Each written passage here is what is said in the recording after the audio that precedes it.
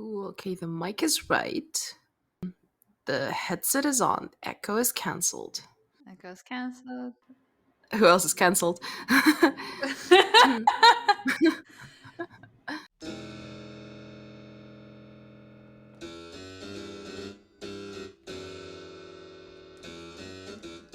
In the times of brick phones, Tamagotchis, and curtain bangs, the 90s kids cried out for a badass.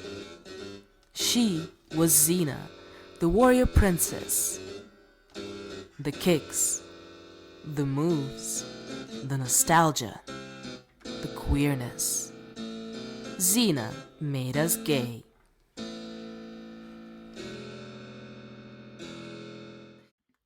All right. Hello, hello, hello. I'm Kris, Hi, I'm Alice. and this is Xena Made Me Gay. Woohoo. Welcome, everyone. So, as always, we start with a slightly unrelated question to the particular episode that we're going to be discussing later. And we've talked about what relatively famous people have appeared on Xena before. And there's going to be one in this episode. Exciting. But who do you wish got to appear in Xena out of people that didn't? So is the question about what famous actors I wish appeared in Xena in their younger years, or when you first asked, I was thinking maybe who of the legendary heroes No. and historical figures? No, the No. first one. Yes. Okay, then I need to think a little bit about it. So you start. I also need to think about it. I did not prepare any kind of answer for that. I also kind of have to think a little bit like back to the 90s. Who are the 90s stars that would have been interesting in the series? Mm-hmm. I mean, they would never have been able to do that, but I would have loved Arnie as some side character somewhere. Like Some warlord hunk. Warlord Hunk, or like Hercules's best friend, or like, I don't know, protege, something, Aww. uh, some himbo type. Yeah, and we could have passed his accent as Persian or something. Oh God, no. Or I mean, look, everyone knows that timelines don't matter in Xena. He could be some No. like Germanic tribesman, uh, Yeah, some actually. Actually, Conan the yes. Barbarian. Hello, Sure. why not? Why the fuck not? I keep thinking of historical figures rather than the actors. I'm very bad at remembering 90s actors. How about I say the historical figure and you would suggest who might have played that figure? Fine. So I was thinking that in relation to the episode that we're about to discuss, it would be cool if we met Sappho herself. She does appear, I Yeah. think. Oh, she does. Well, oh no, a I poem by don't. Sappho appears, I think. Yeah, yeah, but it would be cool to meet her. Like, and I mean, keeping on with the lesbian theme, right? Yeah. Why not a writer? Yeah. Oh, yes, yes, I can see that. Should be a cool Sappho, I think. Also, we got to meet Helen of Troy, but we didn't get to meet Achilles and Patroclus. And that's one of the most prominent gay stories in classical literature. And I think that True. gay male couples are severely underrepresented in the show. So I would like to see that. Yeah, it's very hard for me to think about casting Achilles without thinking of Brad Pitt. Brad Pitt. a baby Brad Pitt as Achilles. The first appearance. I mean, look, Ryan Gosling did it, Yeah. so why not? And who was Patroclus in that movie? I don't remember.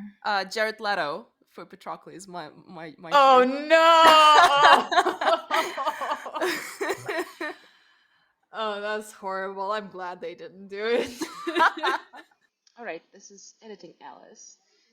Jared Leto, in fact, did not play Patroclus in 2004 Troy movie. It was Garrett Hedlund. But Jared Leto played Hephaestion, a lover of Alexander the Great in the movie Alexander, and Alexander was played by Colin Farrell. So it all comes together in the end. Anyone else? um, I know it's a hard question to just spring onto you like that. I'm struggling with it myself. it is difficult, but it is interesting.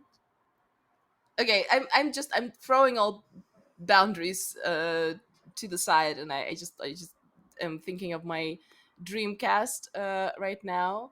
I would want Hugh Grant Oh my god.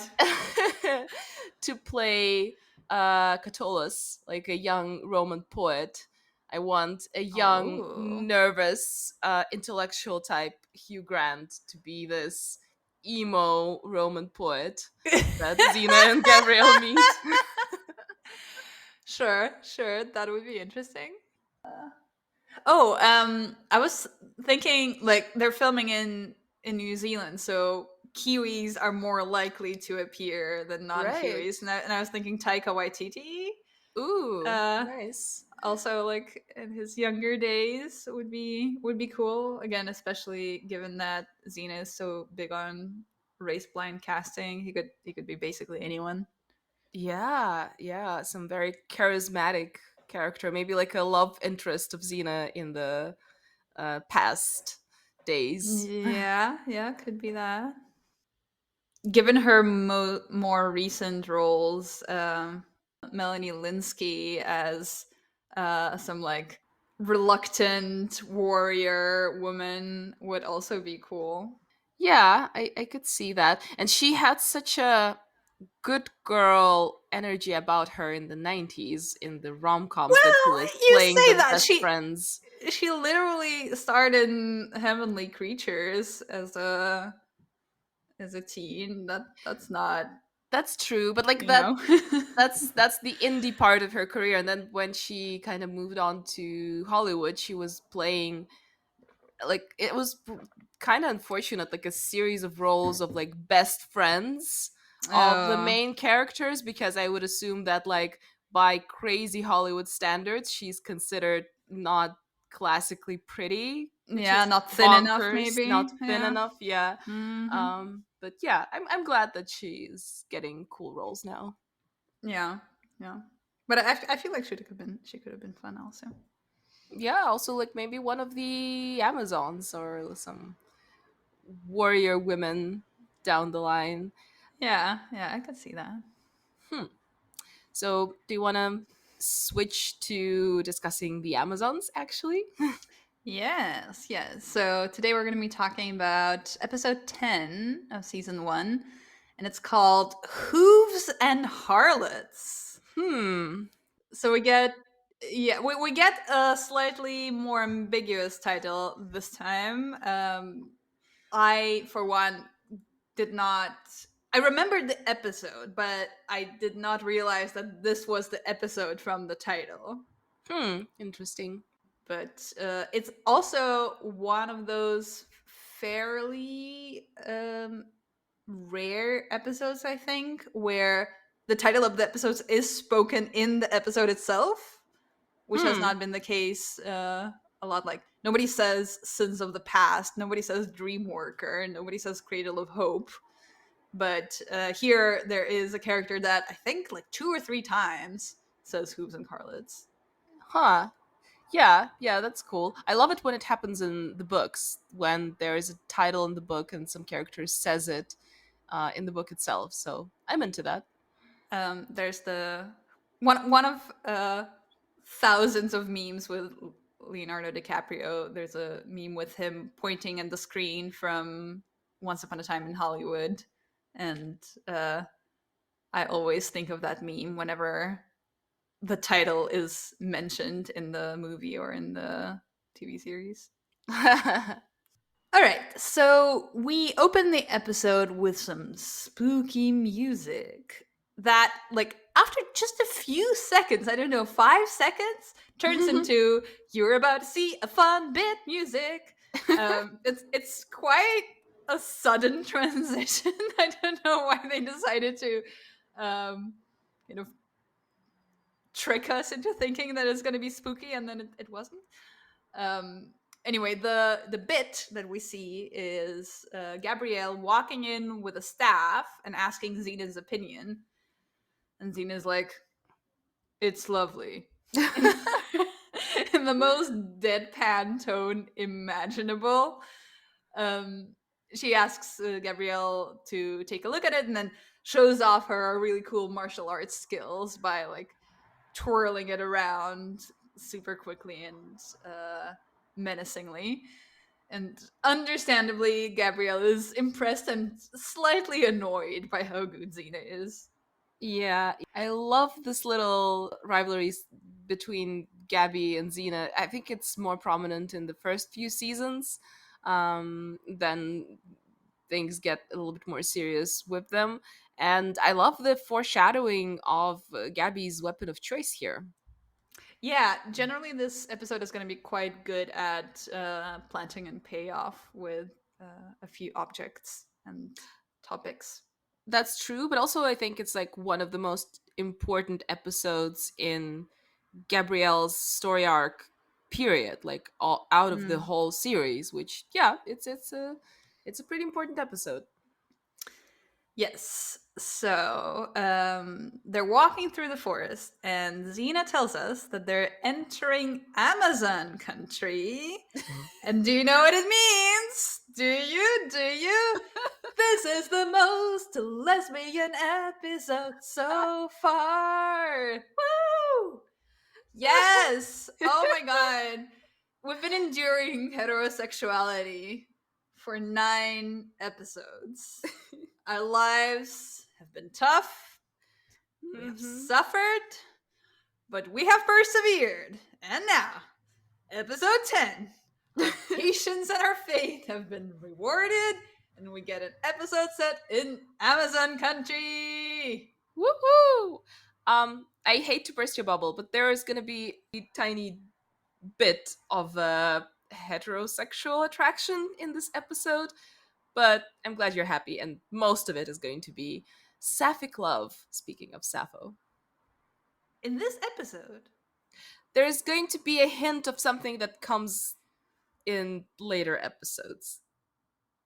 I, I, I don't think that's You how. can choose to ignore it for now.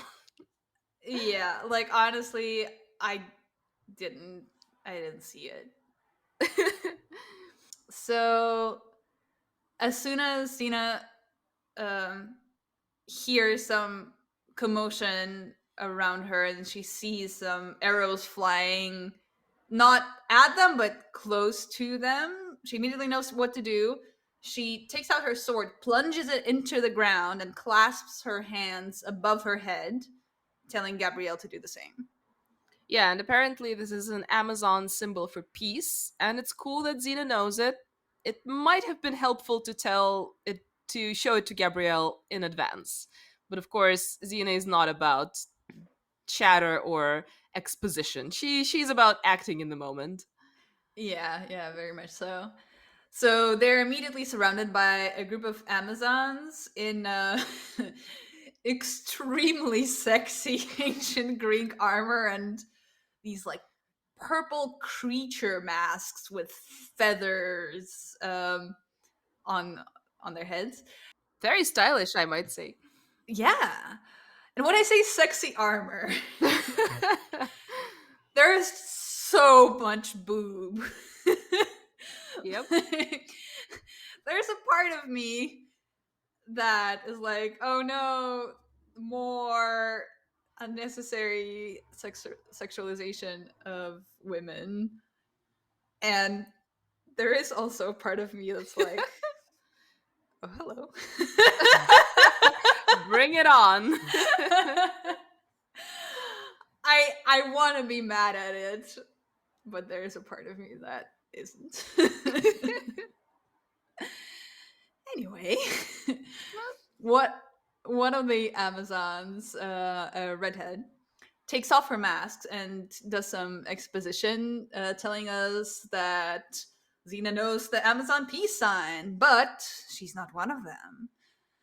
Then she looks at Gabrielle and is like, and you're really not one of us. I'm here for this mean girl Amazon vibe. And Gabrielle is super cute and says, "Hey, don't judge a scroll by its paper." Nice transition to ancient times here with the proverb. Yeah, they also do it later in the episode with a different saying, and in that case, it just doesn't make sense to change that saying. Like here, okay, books are not a thing yet. It makes sense to replace a book with a scroll. Totally fine. But then later, they replace the phrase about something that walks like a duck and talks like a duck with uh moves like a hydra and talks like a hydra, but like there are still ducks around. Yes, and I'm not even sure that hydras talk. So yeah, the screenwriters were just having some fun around it. Yeah, I think they had maybe a workshop where they were like, oh, and let's workshop some contemporary idioms and how they would be different in ancient Greece, and they just came up with a whole list, and they're like, well, now we have this list, let's use it somehow. Let's utilize it. Yeah. Yeah, for some reason, corporate speak that definitely exists in the ancient times, but idioms about walking like a duck, nope, that's too contemporary for them. Anyways, the Amazons are like, we're not sure you're allowed here. You're walking on our hunting grounds. And they say that they're going to take them to the queen. And Gabrielle is super excited, but as excited as any fresh sapphic would be by meeting a head lesbian. I can totally get her, but I also really like the instant spark between Tereus, that's the redhead Amazon, and Gabrielle, because Tereus says, "You're really not one of us," more in a teasing way, and laughs at Gabby's joke about the not judging the scroll by its paper. And I think that she laughs a couple of times at Gabby's joke. So there's something there. Sad that Hmm. it's gonna end soon. Unfortunately, yeah.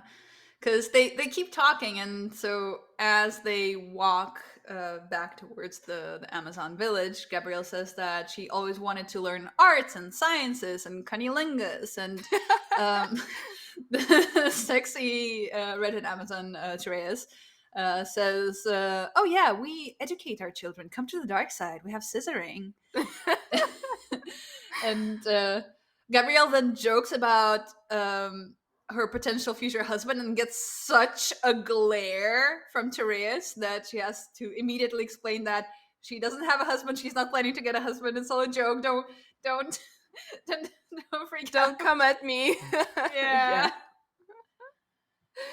Yeah, but again, the way they talk and the way Tereus explains the rules of feminism to Gabby, you can clearly tell that there is a romantic comedy about to happen between those two. I really dig Aw. it. Yeah. And then there's another Amazon, a blonde, curly haired one, who keeps staring at Xena, and Xena doesn't appreciate the unwanted attention. Yeah, Xena says, "Stop staring at me before I take your eyes out." And it's really hot, as always, when Xena does that. I love it when Xena is being this captured bear type. So, like, yes, you're leading me somewhere, but only because I let you. And we can clearly see that even without her sword, Xena can take all of them. Yeah, for sure. Suddenly, the group gets attacked by a bunch of arrows, and Gabrielle tries to shield Therese, but still somehow the arrows miss Gabrielle and one of them hits the Amazon. And Therese lies there in Gabrielle's arms and says, only a lesbian would do this for another lesbian. Sorry. She says, oh, only an Amazon would do that for another Amazon. And Therese also asks Gabrielle to take her rite of caste and immediately dies. Yeah, actually, a minor correction. Amazon retreat to the trees. That's how they hide. So they kind of have those hooks that they shoot out in the trees, and they go to the treetops. But Therese is hit while she's doing that, and she falls on the ground. So basically, while Gabrielle is shielding Therese, she is already wounded, and yeah, that one arrow is enough to kill her. So no romantic comedy for us here. But on the other hand, we know who are the main characters of the real love story that we want to follow. Indeed. So we reach the Amazon village and we see even more sexily clad ladies, even more scantily clad ladies as well, dancing some kind of a tribal dance in a circle. And then in another corner, masked women in armor, so looking very similar to the Amazons that we've seen already, practice fighting with short staffs. Then the body of Therese is carried in, and a lady who we immediately understand is the Amazon queen walks up to it and breaks an arrow on top of the body. She also takes off her mask, and we all swoon from how hot she is. Oh my god, that hair alone. Ugh, Oh yeah. so beautiful. Um, Gabrielle asks Xena what's going on and is told that the Amazons are about to send Tereus to Artemis, who she specifically calls the moon goddess. Yeah, yeah, that's a nice detail. But it's interesting to me that clearly it's some sort of a funeral ritual, but that still involves the Amazon Queen fighting someone right before her sister's body is brought out. So I guess they just wanted to show that Amazon culture is all about fighting, and it also is going to get a payoff later on in the episode. Mm-hmm. Yeah. But I thought it was weird that they refer to Artemis as the moon goddess because I feel like she only that's only part of who she is, and actually that's kind of a later addition to Artemis's description. Mm. The later edition doesn't surprise me because the timeline is all over the place. But I kind of liked that they did that because, as far as I know, and I'm not familiar with a lot of authentic scripts from the time, but when historians are talking about, oh, and then they made a sacrifice to such and such ancient god, they rarely call gods by their names. They always use nicknames. So I Hmm. think that that was accurate. Okay. So the queen walks up to Xena and Gabrielle and thanks them for trying to save her sister. She grants them safe passage, but also urges them to hurry as they are about to be at war. Hmm.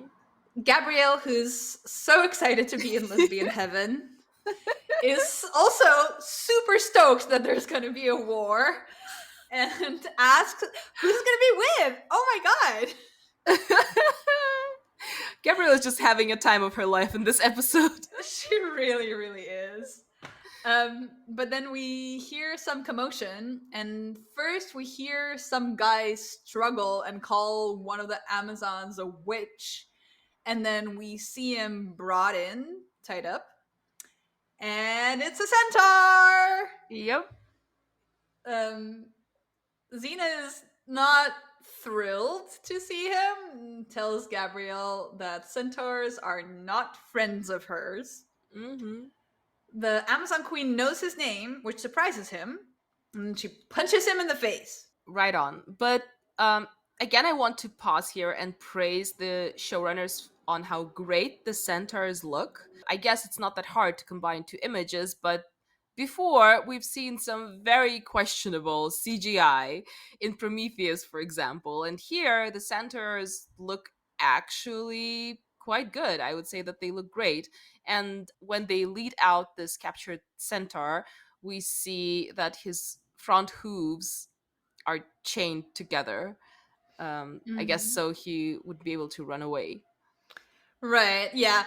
I would say when we see the centaurs shown like with their full body, it looks slightly dodgy, but they found a really really good solution to showing them to us like until right below their waist. So we do see some of the like horse like part of the body, but not the legs, and there it looks great, and the way that they move is also super convincing. I feel like when they have to do like the full CGI thing of showing the entire body move, it looks like slightly funny, but the slightly closer look is good.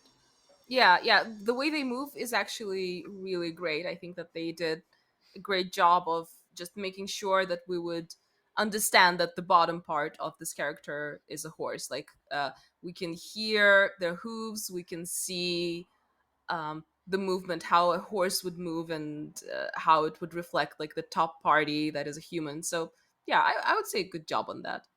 Yeah. So Xena inquires what the beef between the centaurs and the Amazons is, and the queen tells us that there's a village of centaurs and men. It's an interesting choice. Yeah. Nearby, like, okay. I mean, whatever works for them, right? Um, and those centaurs and men Uh-huh. nearby are infringing on the Amazon hunting grounds.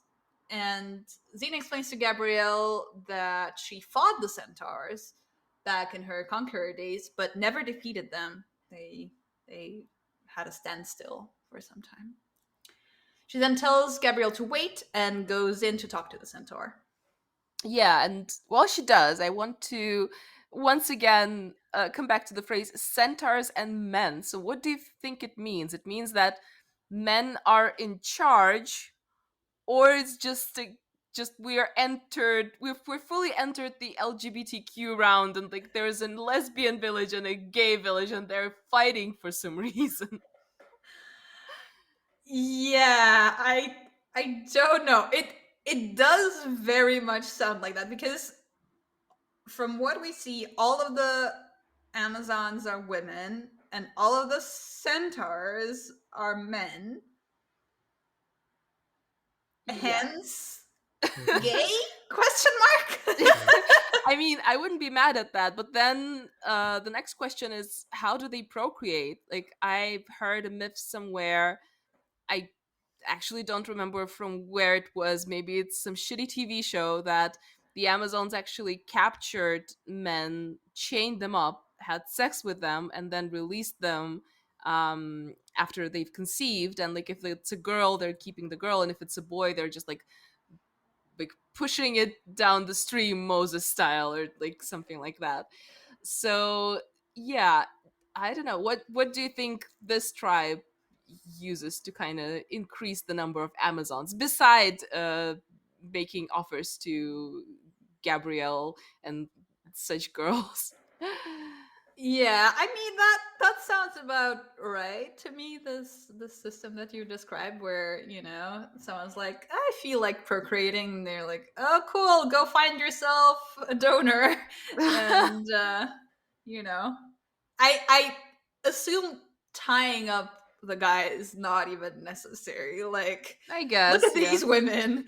Yeah. People are willingly donating all kinds of bits.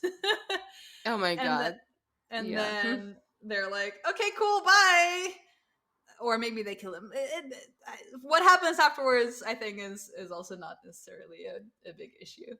Yeah. What I want to know is how centaurs procreate. Like, do we know How would that happen? Because like logistically, I'm just, Yeah. how does that work? And like, spoiler alert, that's why I'm talking about the hetero lion here. The blonde, grumpy Amazon is going to have a romance with a centaur, Oh yeah, right. and she's going to have Ah. a kid with him. Oh So, no! Oh no! yeah, I don't want to think about how it happens. It seems quite painful when I think about it. Oh my god! Whoa, that's intense. Yep. Um, well, dear listener, we will provide you more of exciting imagery in the episodes to come. Stay tuned. Oh yeah. Anyway, so this lucky blonde Amazon that, from what we understand, has not yet had sex with a horse, approaches Gabrielle and reminds us and her of this rite of caste thing that Therese bestowed on Gabrielle. Yeah, and as soon as she says that, Gabby glances at the funeral fire of Therese, and we can see the inner lesbian awakening. She's like, "Yep, that's my destiny, and I want to go there." To burn in a fire. Not to go in the fire, to experience the fiery pleasures of Amazon life. Right. Sorry. So, meanwhile, Xena is talking to the centaur, and she asks him about whether he killed Therese, and he kind of dodges the question. For no apparent reason, actually. Yeah, I mean, I think he's just like generally not in the mood to talk. Doesn't Mm. think that um, anyone should be allowed to talk to him. Whatever. And Xena's like, "You got captured so easily. Like centaurs aren't that stupid normally." And the centaur's like, "Well, the Amazons don't ask so many questions usually." And Xena's like, "Well, I'm not an Amazon." To which the centaur responds, "If it talks like a hydra and moves like a hydra, it's a hydra." That's so dumb. Yep. Yep. Oh, But yeah, it's an iconic phrase. I kind of no. Oh love it. god. So meanwhile, we see the Amazon queen talk to some warlord who says that he's not going to interfere in the war, and she's like, "Sure, whatever, that works for me." Yeah, sure. Also, I might add that the warlord has the weirdest beard shape that I've seen so far. It puts Eris's goatee to shame. It's sort of like a badly designed triangle lightning logo on the very tip of his chin. It just screams, "I'm a douche." And of course, he is. Yeah, it's the weirdest soul patch you will ever see. I kept staring at it the entire episode, like Yeah. trying to figure out what is happening. Like, is it a sticker? Uh, Uh, does he dye it somehow? Because it's also a weird color. Like it's slightly bluish. I don't I don't know what's happening there. I don't know where he gets it done. I don't know how much work it is to keep it up. It's a mystery, and I don't think we'll get an answer to this I guess one really of really the important question. Yeah, I guess one of the answers would be that the costuming department just looked at him and like, he's not douchey enough. Let's just add something to his costume. But might I say that the dude has a very smug, unpleasant face, a rat tail, and some very questionable clothing. So they really didn't need to add that detail to show us that we really should not like this character.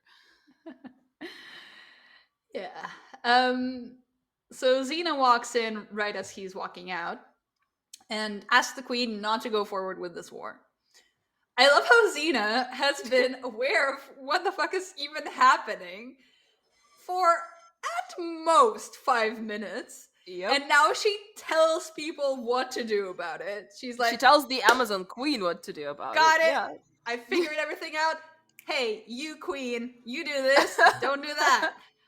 Like, this is the level of confidence from a woman I am glad I got to see as a kid. Oh It yeah. just, it just incredible. That being said, the queen is not as impressed as I am, and she's still very set on executing the centaur. And she also mentions that many Amazons actually believe that Xena is basically an Amazon herself. Yeah, and it basically goes like this: a woman leading an army, killing a bunch of men. Awesome! Like, most of the characters are kind of mad at Xena about being this murderous warlord that killed people front and center. But I guess Amazons are okay with it because most of the people she killed were men, so it's fine. Girl power. Yeah. Yeah. Um, Xena decides to go to the captured centaur's dad, who she knows because that's who she fought back in her day. And she tells Gabrielle to stay with the Amazons as it's the safest place for her. And Gabrielle gets told that she's now an Amazon princess. Yay! Roll credits. Um, I'm sure the screenwriters were very pleased with themselves because Xena is a warrior princess. No one knows why, but she apparently is. And Gabby is now an Amazon princess. And I love how the grumpy blonde girl is thrilled, quote unquote, that now she gets to be Gabby's teacher slash babysitter. Yeah, she's in quite a mood for the majority of this episode. I think it's just her. She's just it's just her personality. Yeah, I guess so.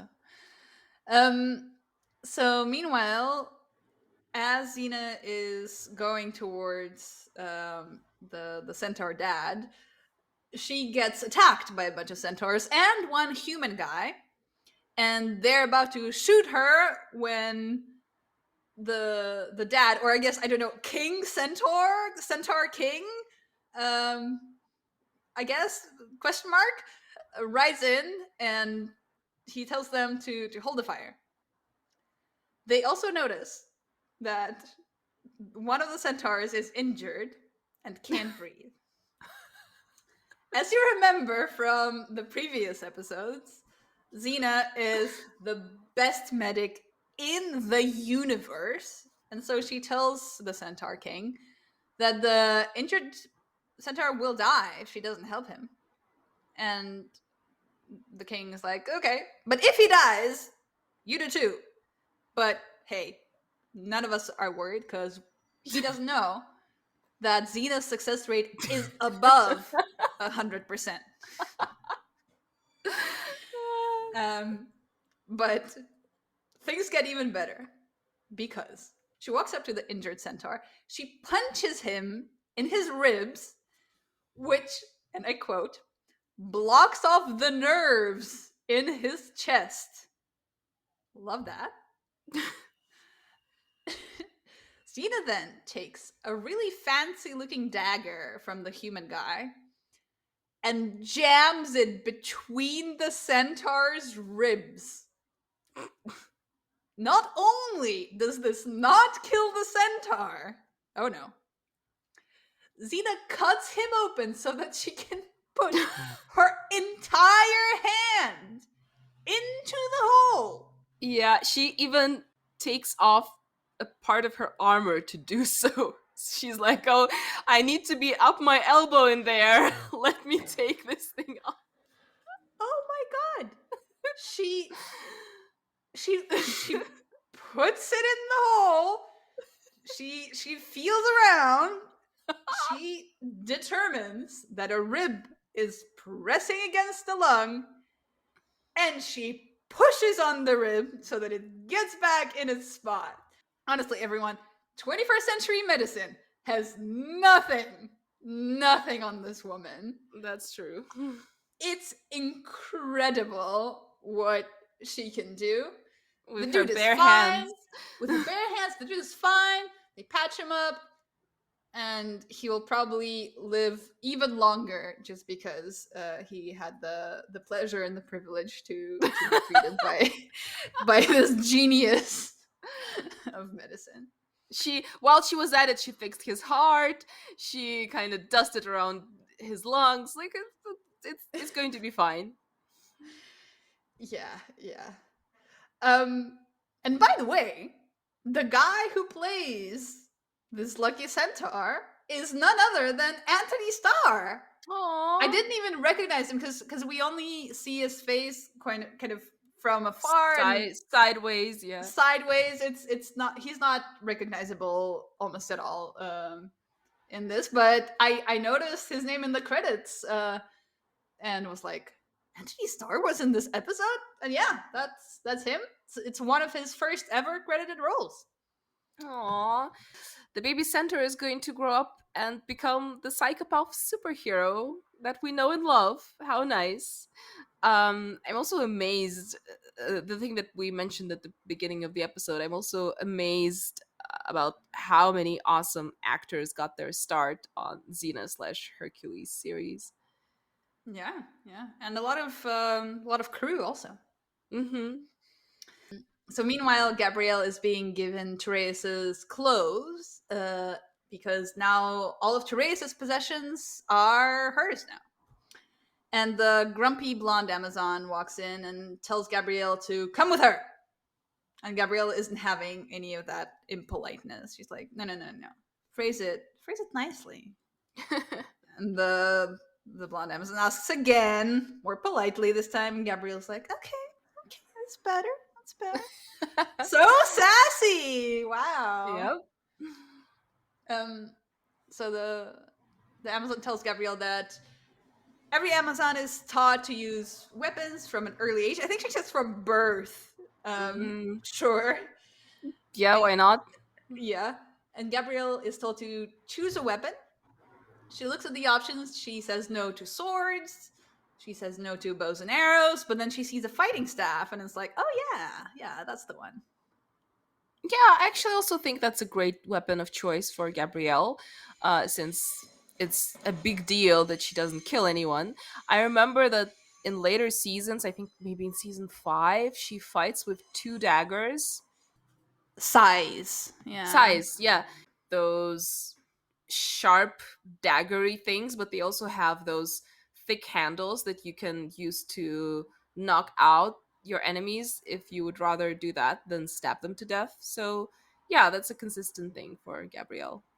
Xena, meanwhile, is talking to the Centaur King and tries to convince him not to go forward with the war, same as she tried with the Amazon Queen. And same as the Amazon Queen, he's like, well, I don't want the war, but at this point, it kind of has to happen. You know, my hands are tied.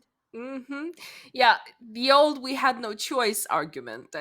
You gotta love that. And it's funny Mm. how Xena Warrior Princess is a very literal show, and they're not really subtle with their messaging, but the show gets it 100% accurate with this satire on the world leaders starting wars, because every time they're like, well, yeah, well, that's not my intention, of course, but the war is inevitable at this point, right?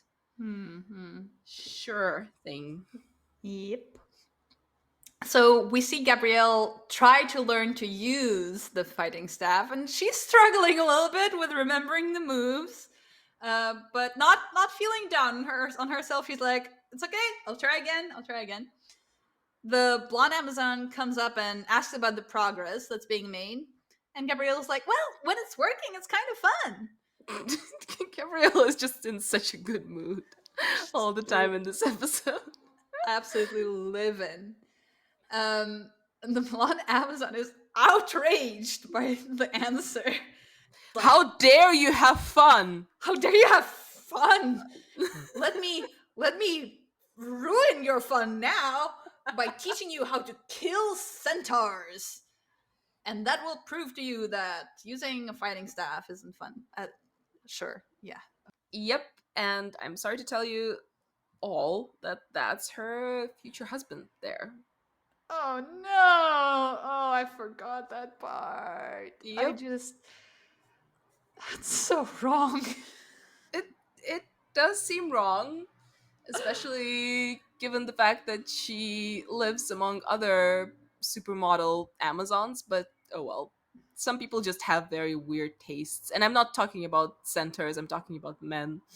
Yeah, yeah. Oh, girl. Then we see Xena walk through the forest at night when she's suddenly attacked by this blonde Amazon, kind of for no reason. Um, yeah, she easily defeats her, obviously, and then a centaur appears out of nowhere and is about to shoot the blonde Amazon. Xena jumps on top of him, and then the Amazon tries to kill him by shooting him with a bow and arrow, but Xena catches the arrow with her bare hand right in front of the centaur because, As she does. as she always does, we remember that back in the day, she and a few other villains attended that catching arrows with your bare hands workshop at one of the evil party conferences. Um, she keeps applying that skill. Good for her. So the centaur then tries to attack both Xena and the Amazon as they retreat, and they hide from him in the trees. While in the tree, Xena's like, "What the fuck, girl? Why were you following me?" She should also ask about why you attacked me, but that conversation doesn't happen. So she just asks why the Amazon was following her. And the Amazon is like, "Well, I wasn't following you. I was just investigating the crime scene because this is where Tereus was killed." I just look. I don't get it. I guess the Amazon thought that there was like enough light to do the investigating, but she couldn't even make out who the person that she was attacking was. Yeah, the blonde Amazon is not the sharpest philosophy and literature learning pencil in the box. Xena's like, well, whatever. And in any case, I've already figured everything out. Xena's like, it clearly was the warlord who we saw talk to the Amazon Queen earlier who killed Tyreus because he's the one who's going to profit from the war. I figured it out. Yeah, I mean, I could have told Amazons that just judging from his ridiculous beard. So Xena then goes to the crime scene and is like, hey, look, yes, here's the proof. It's here. And the blonde Amazon's like, oh yeah, duh, there's lots of manure here and has hay in it, and centaurs don't eat hay. And she actually picks up the manure Ew. with her hand. Yeah, exactly. Ew. But like, she's just like, oh yes, look at it. Like touches it, sniffs it, licks it, whatever. But Xena is like, no, actually, I meant that there are clearly hoof prints everywhere and they're too uniform. And centaurs actually carry their weight on their front hooves, and these are too uniform, so it must have been a horse. And the blonde Amazon is like, okay, yeah, sure, yeah, that too. But honestly, I'm with the Amazon here. Like, how the fuck can Xena tell how much weight was on which hooves in the middle of the night? The prints are all over the place. I guess the answer is because she's Xena. Yeah, that's what I thought at first, but now I think that maybe Xena is just showing off. Sometimes she also has this thing about her of like, oh, I'm just gonna show everyone how great I am.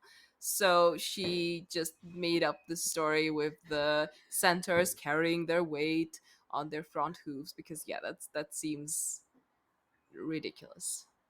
It's very stupid, yeah. So meanwhile, in the Amazon village, there's some dancing, and Gabrielle is vibing, but then she's told to join in with the dancing. She's very resistant.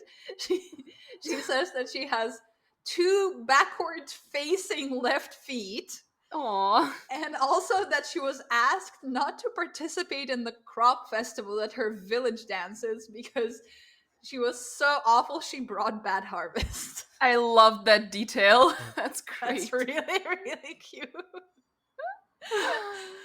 um, so at first, Gabrielle gives us, first time in a lesbian nightclub kind of vibe, but she quite quickly gets very into it. So much so that when the Amazon queen arrives and everyone falls to the ground to bow before her, Gabrielle just keeps on dancing for a bit, not noticing that anything's changed.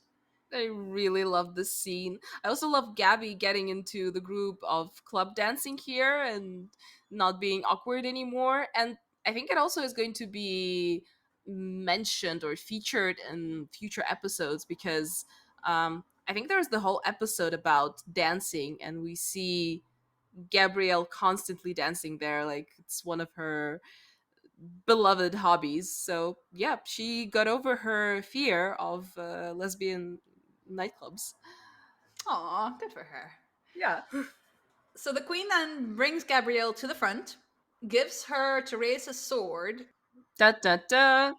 yeah, and tells Gabrielle that Gabrielle will be the one executing the centaur the next day with that very sword. And if Gabrielle refuses, that will be actually treason and she will be killed herself. Nice. So it's not the first time in the first 10 episodes that Gabrielle is put in this kill or be killed situation. But she has managed to get out of it before, and I feel like there's no reason to worry this time either. Yeah, but it's harsh. I get it that Amazons have very extremely violent culture, but it seems a little much of like, oh, you should kill this guy. Oh, you don't want to? Then we're gonna kill you. But also at this point, the camera pans over other Amazons, and we notice how fucking gorgeous they are. Like truly, every extra here is a model giving Linda Evangelista and Amber Valletta and other '90s models a run for their money. So I guess it's canon that in lesbian land, every woman is extremely hot. So take it. Yeah, yeah. I think it's also a little bit in line with L word, Yeah. where yeah, the way that the lesbian community is imagined is like everyone is so gorgeous and so femme. Look, there's nothing to be afraid of. Yeah, but also in L World, they take it a step further and they're like, actually, every single woman in the world is a lesbian, which is like also not a bad thought, but for me, it was a little bit like, okay, okay, oh, her too? Oh, yeah, okay, sure, sure, of course. Infidel. um yeah, but I think the military culture thing makes sense because like that's in line with how real human military cultures work. Like you're not allowed to step out of the line in That's any way, true. certainly Yeah. not by disobeying orders, not in the million years. We then see that Xena visits the warlord and she kind of sort of tells him that she knows it's him who arranged the murder of Therese. And Xena also notices the guy's funky shaped dagger, which looks exactly like the one that she borrowed from this random human dude when performing surgery on Anthony Starr earlier in the episode.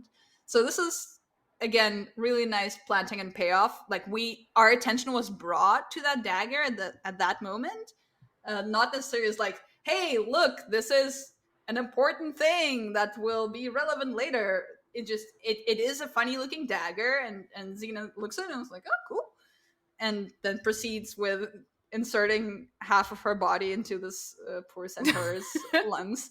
Um, but here we're told, remember this thing you paid attention to? That wasn't for nothing, which is cool. In this episode, things are mainly tied off pretty nicely. Like, there are a lot of lines actually that we need to follow, but it's easy for us to grasp because they're all connected. Mm-hmm, mm-hmm. And at the same time as Xena is talking to the warlord, the blonde Amazon sneaks into another tent in the camp and she finds centaur arrows there. But then she's noticed by the warlord's army, and Xena and her have to run away, but they manage to escape. Yeah, I like how Xena's talk with the warlord is basically interrupted by the blonde Amazon who basically throws one of the warlord's guards into his tent. And then Xena looks at her in disapproval, like, the fuck are you doing? I was having a conversation here. And she just shrugs, like, oh, I don't know, that's my style. Aw.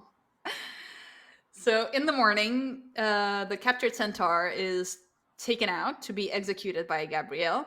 And clearly, she doesn't want to do it. She keeps kind of stalling until, of course, as we all expected, Xena and the blonde Amazon appear and tell everyone that the centaur is not the killer. Um, Xena, Xena then notices Gabrielle's outfit. She's like, "What's this now?" And Gabrielle's like, "Oh, giddy! Oh, I'm an Amazon princess now."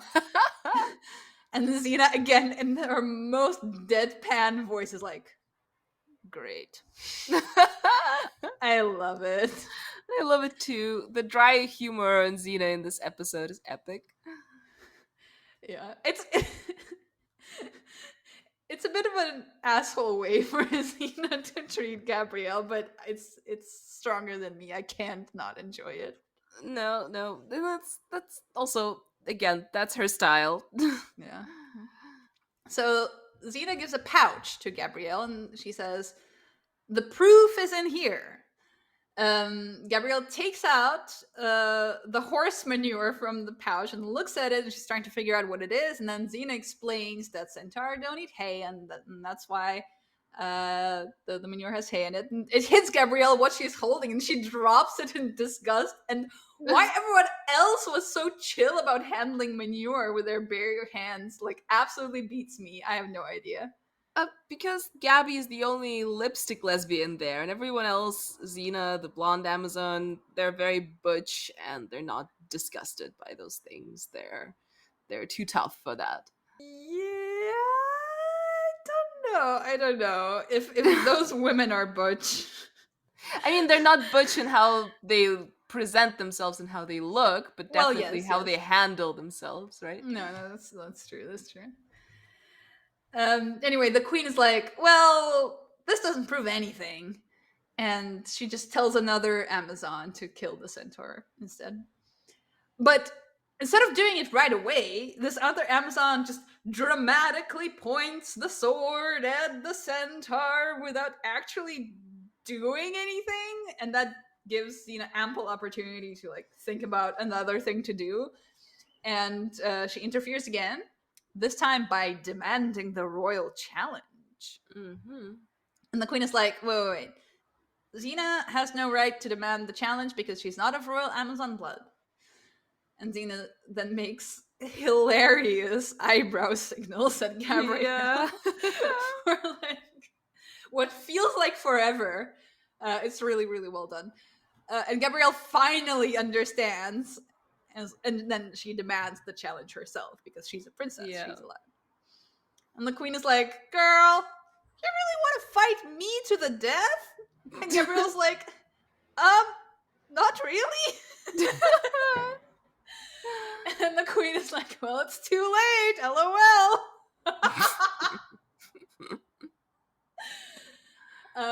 Gabrielle panics for a moment, but then the blonde Amazon is like, "Okay, Gabrielle, now you need to choose your weapon, or wink, wink, wink, your champion. If you want to choose your champion, this is when you would do it."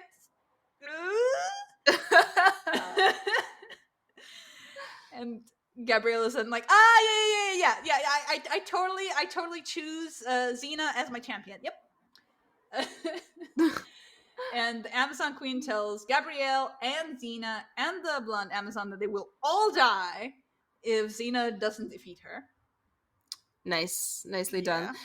Yeah. Yeah, I really love how the blonde Amazon, let's come out and say her name. Her name is Ethany. She'll be a prominent character. She comes around to liking Xena and Gabrielle. Like at the beginning of the episode, she was so hostile to them, and now she still looks really grumpy, but she's like actively helping both of them. And I think that that's a cool character trait that sometimes I see in real humans in the world, that they they're just grumpy all the time, and you don't realize that they actually think of you as your best friend, but they actually do. It's just their face. That's Oh. grumpy. Yeah, yeah, and Effany actually gives Xena some very solid tips on beating the queen. She's like, she likes to hit the knees a lot, and she has a blind spot on her like right side, left side. I don't remember what it was. And also Gabrielle comes up to Xena and is like, "Come on, we need some hand signals or something." After the eyebrow signals really not doing their job. Aw. Um, then it's Xena's turn to choose the weapons, and she chooses Jobos. Hmm. So I got curious and I did some research, and based on my 10 minutes of research, Joes and bows are actually different things. So they're both Japanese staffs, Mm, and Joes are a bit shorter than bows, but actually neither are as short as the staffs that Xena and the Queen seem to be using during the fight. Like the ones that they use in the episode are maybe like 50, 60 centimeter long. But Joe's the shorter ones are about 90 centimeters long, which I think interesting. is not what they're using. Um, Fun fact. Anyway, Xena wins the fight, but she asks the queen not to fight her to the death because they need each other. And then Xena is actually proclaimed to be the new Amazon queen, which is confusing because wasn't Gabrielle the one issuing the challenge? I don't know how this works. Anyway, right at that moment, the centaurs arrive, and Xena comes to the front as the Amazon leader, and the centaur king is like, "Yeah, I'm not surprised." And Xena drops her sword in front of him, and so do all of the other Amazons. Everyone drops their weapons. And Xena explains that there will be no war between centaurs and Amazons, but they will all collectively go and kick the warlord's ass. And Xena also confronts the human guy with a fancy dagger, and he rides away to warn the warlord. Yeah, I knew that the only human dude among the centaurs was the culprit. The centaurs and the Amazons then attack the warlord army, and the centaurs pull chariots, and the Amazons ride those instead of directly riding the centaurs, which I think was a much better solution. I didn't remember how they did that, and I was worried for a moment that the Amazons would be like riding the centaurs, and I was like, that feels wrong somehow. I hope they don't do that, and they don't, which is great. Yeah.